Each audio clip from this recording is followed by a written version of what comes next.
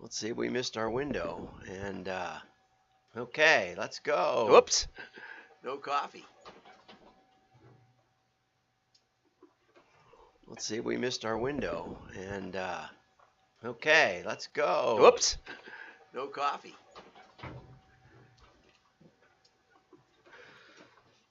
Not everybody will do that in the middle of their live stream, but, you know, I'm pretty casual about it. I know that I'm going to make some mistakes and you're going to enjoy it. I hope you did. Connection successful. Okay. So, for some reason, since I upgraded, it just doesn't run. And I'm not happy about it at all. So, I'm going to get in touch with those people and see what we can do to go backwards to an earlier version. Anyway, here's a funny commercial about climate change. Oops. Hit the button. They're in an igloo. Maybe it's time to move. Well, I read about a mortgage that helps fight climate change. You mean global warming? The husband says, I thought the whole thing was a hoax. There's dripping in the pan in front of him. It's dripping. Introducing the climate change mortgage, climatechangemortgage.com, Van City, whatever that is. Okay, and below it, it says, context, climate change. Climate change refers to long-term shifts in temperatures and weather patterns mainly caused by human activities, especially the burning of fossil fuels. Okay, so we'll talk about that in a minute. But before we do, yesterday I did a big deal on vacations and how great they were, and I found out that Gunderson Direct has some kind of unlimited personal time off, which has to have some limits, of course, but it's probably by discretion and work and conversation with your boss and stuff. But it turns out that a lot of these perks don't carry as much weight as they used to, according to Zachary Crockett and Rob Litterist at the Hustle. Okay, so if you've applied for a tech job, you've probably seen that they come with a long list of perks. Okay, but it turns out, and companies use everything from ping pong tables to beer fridges to attract talent. But in a recent viral Twitter thread, suggests that workers don't even want these things per protocol. Are perks that sound good but don't actually matter to what are the perks that, anti-perks are perks that sound good but don't matter. So number one on the list was unlimited vacation, okay, which doesn't really work unless the company encourages time off, encourages employees to take time off or to be in touch with the office, I suppose. Now, Sarah, what was her name? Sarah Stone said at Gunderson that they were encouraged to take time off. So I suppose it's how you implement, right? So what do workers really want? Location agnostic pay. In other words, it sounds like to me, they want to live in a place with a low cost of living and still get paid as if they lived in San Francisco or New York City. Okay. Generous leave policies, which sounds a little bit like unlimited time off to me, but maternity, paternity, as remote work continues to trend, benefits that require office visits don't carry the same weight they used to. And Google employees got a little upset when the company basically cut back on travel costs and events. And so Sundar Pichai, I don't know how to pronounce the CEO's name, billionaire CEO at Google, said money doesn't always equal fun. Now, he would probably know that. But the rest of us have yet to find out. We have to make our fun our own ways. Okay, so again, it's not as obvious as it seems, and I'm not sure, Mike, you're welcome to chime in on that one, how that works out. I'd love to do an interview, maybe just on that, but or at least a conversation. Okay, now this one was from back in 2014. No, that was the climate change commercial was 2014. This one is back at the beginning of the year, and Lori Sullivan featured this announcement by 450 scientists who said we have to stop right now. Now, if what we read at the bottom of YouTube is correct, then probably that's true. Now, there's a couple of quick things that you can ask yourself. Like today there was a frost warning, which is pretty normal for this time of year. Okay, so that would be one way to look at it. Is it really that abnormal? And the record temperature for Wisconsin was set in 1936, I think, 36, and it was 113 degrees above, 113 degrees Fahrenheit in Wisconsin Dells, out in the rural areas. And so that's one that I've never seen in my lifetime. Not in my entire lifetime have I seen a temperature as warm as that, or even close. I think we've hit 100 on the dot maybe 3 times that I recall. So it doesn't seem that much warmer. And if you look into it, the data, you'll find out that it's mostly because of nighttime temperatures. The average temperatures may be higher because of nighttime. Now, that's especially interesting because the United States, which has the longest running consistent temperature measurements, shut down something like 6,000 long-term temperature records, or that they used to decide, and most of them were in rural areas. Further, they changed the paint on the little boxes. We used to have one at my school, a little box out in a field. They went from lead-based paint to latex-based paint, which on its own changes the temperature measurements about 0.5 degree. And then later, they required automated temperature measurements, so you didn't have to run out there and check the thermometer every day. And but that allowed them to start watching nighttime temperatures more. But it required an extension cord or moving the box closer to the building. And so some scientists have said that 90% of the thermometers in the United States have been resited to places that are not within the guidelines of where to put a thermometer. It's easy to make a thermometer read higher. Put it on a piece of blacktop instead of out in a field. Put it next to an air conditioner. Put it next to a sewage treatment plant. Put it on an airport with lots of concrete. It'll all give you higher nighttime temperatures. So this isn't really conclusive. But what if your employees think it is?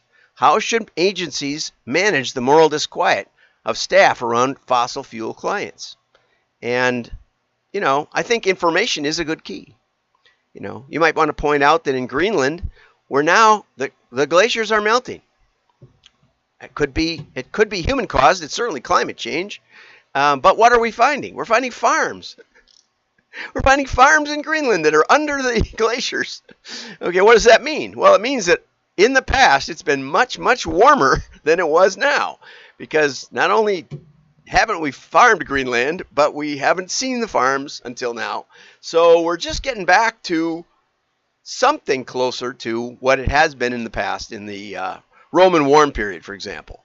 The grape growers used to be able to grow way up into Germany, and there's anyway, they're now being able to a little bit again, but the Roman warm period was warmer than it is now. So it's not the end of the world. The UN actually has published a study in their agriculture division saying that increased CO2 has helped shrink the deserts and increase crop yields.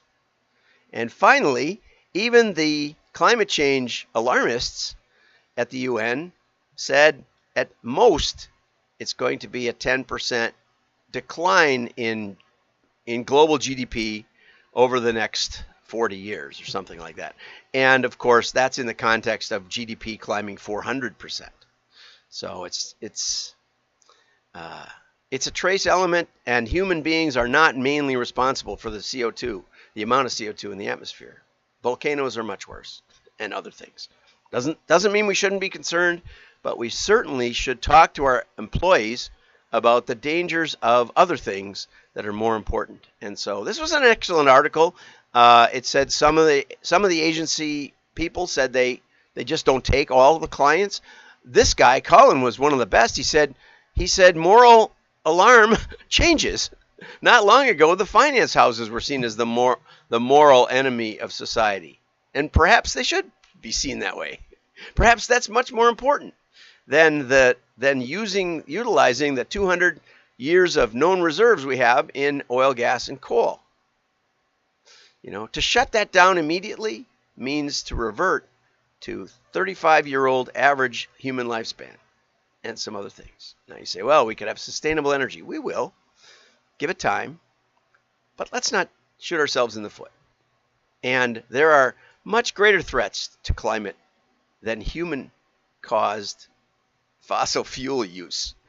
It's just not a big deal. It's just not a big percent of the CO2 in the atmosphere, and CO2 is beneficial, as I said. So that's what I would say to my clients.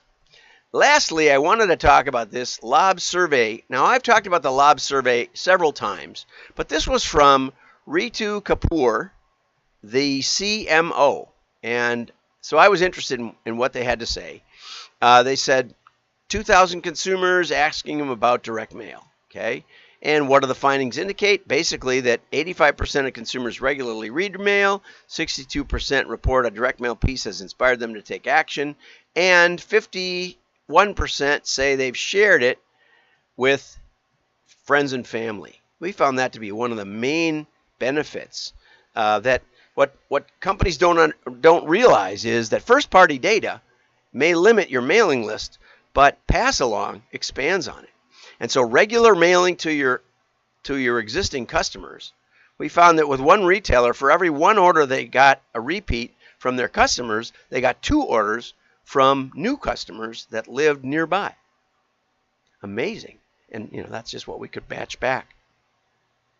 On email, 73% have security concerns opening strange emails. I get strange emails all the time. Okay, now, the CMO said that LOB is the only direct mail automation platform for the digital age. Somehow, I'm suspicious of that. I think there's quite a few direct mail automation platforms available, one of which is Direct Mail 2.0, my friend Brad Cooler down there in Florida.